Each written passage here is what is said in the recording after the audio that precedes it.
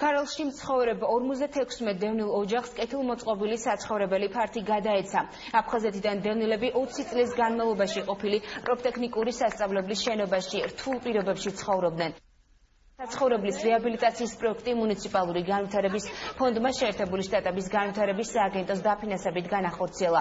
ახლად გარემონტებული ბინების გასაღებები იძულებით გადაადგილებულ პირებს დევნილთა სამინისტროს და მუნიციპალური განვითარების ფონდის წარმომადგენლებმა გადასცეს. პროექტი, რომლის ღირებულებაც $1.5 მილიონ ლარს შეადგენს, 2012 წელს დაიწყო და რამდენიმე დღის წინ დასრულდა.